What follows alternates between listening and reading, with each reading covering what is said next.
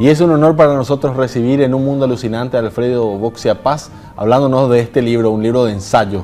¿Por qué ganan casi siempre claves de la hegemonía política de la ANR en Paraguay? ¿Cómo está, don Alfredo? ¿Qué tal, Luis? Un gusto estar contigo. Un gusto tenerla aquí y poder hablar de este libro. Hace rato que queríamos conversar con usted y este libro nos llama mucho la atención por esto que hablábamos, ¿verdad? El tema del ensayo, un género muy poco cultivado todavía en Paraguay, pero que en otros países es trascendental, ¿no? Sí, en países vecinos Sí. vemos que justamente los periodistas son los que escriben sobre coyunturas, sucesos, personajes, la historia muy reciente, digamos, Claro. ¿verdad? No es muy común en Paraguay. Sí, totalmente. Y esta no es una historia muy reciente, esta es una historia de casi 80 años, ¿verdad? Totalmente. De hegemonía de un solo partido político. Y el libro trata de explicar un poco por qué ocurre esa anomalía histórico-política en Paraguay, ¿verdad? Que un mismo partido está en el gobierno tanto tiempo. Exacto. Hablaba usted del país vecino en Argentina, por ejemplo, el peronismo, que es similar, pero no es igual al Partido Colorado en ese aspecto. Tiene algunas cosas parecidas, Sí. pero es completamente distinto en su estructura. Se parece en lo maleable que es en la cuestión ideológica. Por momentos puede ser medio de izquierda, a veces de derecha. El Partido Colorado es también un poco eso, ¿no? Sí. Básicamente es un partido conservador, pero de repente tiene posiciones de avanzada. Con Nicanor Duarte se declaró socialista, Totalmente. pero con Stroessner era una dictadura de derecha. Es maleable, la ideología es maleable en estos partidos, ¿verdad? No interesa mucho porque pueden adaptarse a las distintas circunstancias, pueden ser a veces autocalificarse hasta de socialista, como lo hizo Nicanor Duarte Frutos, a pesar de haber apoyado a un dictador de derecha dura como fue Stroessner.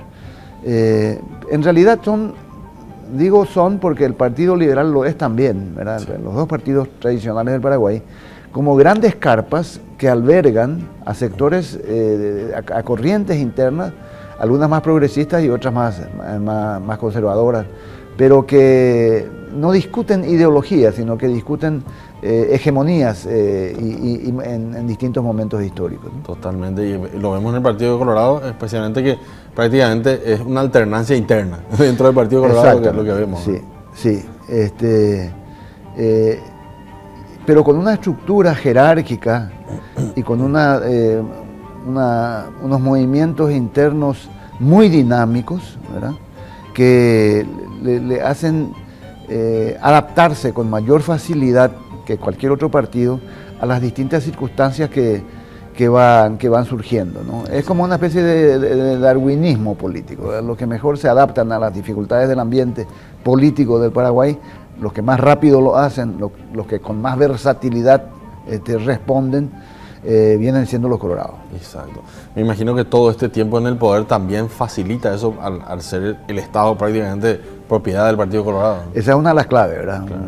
Hay un capítulo que se titula El clientelismo perfecto, que es esa estructura subterránea que hay entre el partido, es decir, lo privado, con el Estado, es decir, lo público, esos ductos subterráneos que alimentan al partido desde el Estado y que justifican que haya un patrimonialismo que se ha hecho cultura prácticamente, ¿verdad?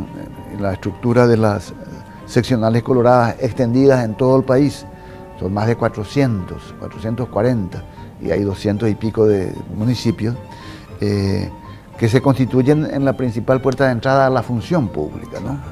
Y a la vez ofrecer servicios a sus afiliados que el Estado debería dar como derecho, no como favor, ¿verdad? Esa es una característica. Otra característica es el enorme grado de sentido de pertenencia, casi diría familiar, como una religión civil, que tienen colorados y liberales, pero los colorados con mayor intensidad, que hace que no salgan del partido, ¿verdad? Que explica las dos cosas, tanto el clientelismo como el sentido de pertenencia, explican la cifra absurda de 2,5 millones de afiliados para un país de 6 millones de habitantes. Totalmente. Y esa pertenencia salir de eso, romper con eso, es calificado como una traición. Exacto. Familiar. Exacto. A la familia. Se es colorado porque papá lo era, Total. y a la vez mi abuelo también, y es parte de mi familia y es como un apellido, es el sentido de pertenencia del Orecueté, que salir de eso es como una ruptura a veces muy seria familiarmente. Totalmente, totalmente. Y me imagino que también dentro de esto, de las claves de esta permanencia del Partido Colorado, también se encuentran en la otra vereda, ¿verdad? En la oposición también es... Claro, hay un capítulo dedicado, y los opositores, ¿verdad? Porque evidentemente no se puede explicar esto porque los colorados hicieron 80 años las cosas demasiado bien. Algo habrán hecho muy mal también los opositores para que esa hegemonía se mantenga en el tiempo, ¿verdad? Uno de los errores más visibles, digamos, es que los opositores, fundamentalmente el Partido Liberal, digo porque este es un país bipartidista, a pesar de asimétrico, el Partido Liberal no supo ofrecer una alternativa diferente, distinta a lo que ya tenían los colorados, ¿verdad? Cuando tuvo pequeños espacios de poder en municipios, gobernaciones, muchas veces copió el estilo clientelista del Partido Colorado con menos rubros y con menos experiencia, ¿verdad? Totalmente, es como una mala copia de lo que ofrecen los colorados. ¿Y cómo se explica dentro de esta coyuntura esa anomalía, justamente esa palabra, usando la palabra que utilizó, de la victoria de Lugo en medio de todo este contexto? Yo creo que fue un poco la excepción que confirma la regla, ¿verdad? de la hegemonía colorada. Toda regla tiene una excepción. Lugo lo fue porque se alinearon todos los astros. Provenía del ámbito religioso, era un príncipe de la iglesia, un obispo, en un país con 89% de población católica. Ocurrió la ruptura del Partido Colorado con Lino Oviedo. Nunca la gente se olvida de eso. Lino Oviedo, que tenía sus votos colorados, salió del Partido Colorado y tuvo 300.000 votos en esas elecciones. Alguno que otro habrá sido liberal, ¿verdad? Pero la gran mayoría eran votos robados al Partido Colorado. Ocurrió algo que no suele ocurrir, que el Partido Liberal se diera cuenta de la situación política y renunciara a tener una candidatura y toda la oposición fuera unida, ¿no? O sea, son circunstancias que Lugo logró, es un obispo, vuelvo a decir, y además tenía un carisma muy particular, Lugo, muy difícil de entender, y la candidata opositora era una mujer en un país muy machista, ¿verdad? Se dieron todas las circunstancias, ¿verdad? Fue la tormenta perfecta para que sucediera. Exactamente. Pero entender la hegemonía colorada nos obliga a ir a cuestiones históricas profundas, desde el nacimiento de los partidos, allá a fines del siglo XIX, hasta cuestiones que atraviesan el siglo XX, como la apropiación del nacionalismo, del militarismo, la partidización de la milicia.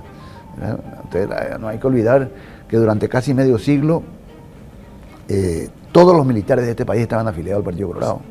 No había uno solo que no estuviera. Totalmente. No podían no entrar al liceo militar. La universidad, todo, la policía, las maestras.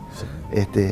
Y los colorados han hecho un juego intensísimo, eficaz pero perverso, en manipulación del relato, porque en el fondo se trata de un relato, ¿verdad? De la propaganda a todos los niveles. Yo recuerdo cuando era joven que estaba aturdido por la cadena oficial de radioemisoras al mediodía, por la voz del coloradismo a la tardecita, en todas las radios del país. Los funcionarios públicos llegaban a su oficina y se encontraban que estaban suscritos obligatoriamente al diario Patria, que estaba sobre su escritorio todos los días. Y esa red de información casi diría aplastante, ¿no? En las rutas del país, cada tantos kilómetros, un enorme cartel que decía paz y progreso con Stroessner, ¿verdad? Esa cantidad enorme de libros, de músicas dedicadas al dictador. Hay cosas del Partido Colorado que no ocurren en otros partidos. Esas ceremonias de besamano al día del cumpleaños de Stroessner, que después se repite a lo largo del tiempo, el cumpleaños de Lino Oviedo, el cumpleaños de Horacio Cartes, no ocurre en otros partidos, ¿verdad? Tampoco ocurre en otros partidos la utilización de sus afiliados en milicianos, ¿verdad? En gente que se suma al ejército o a la policía para reprimir o para enfrentar. Ocurrió con los Puinandí en la Revolución del 47, ocurrió con la Guardia Urbana a lo largo de la década del 50 y del 60, ocurrió con, en fin, tenemos, pero es una característica del Partido Colorado que se enorgullece de esa actitud violenta frente a los partidos opositores. Totalmente. ¿Cómo se rompe esta estructura? ¿Es posible eso? Claro que es posible. Finalmente, el político colorado, como digo ahí en la contratapa, no es distinto a los otros políticos paraguayos, ¿verdad? Hay nomás una capacidad innata de ese partido de darle respuestas más rápidas, a veces muy perversas, pero siempre efectivas, a la problemática política. Pero copiándolos con seguridad, copiándolos no lo vamos a sacar del poder. Así mismo. Don Alfredo, muchísimas gracias. Realmente es sumamente importante que la gente conozca y consuma este tipo de materiales y le recomendamos a la audiencia de ABC TV. Muchas gracias, Luis, por la invitación. Muchas gracias. Era Alfredo Boxe hablándonos del libro ¿Por qué ganan casi siempre? Hablando un poco de la hegemonía colorada en nuestro país, que lleva, como decía ya don Alfredo, casi 80 años.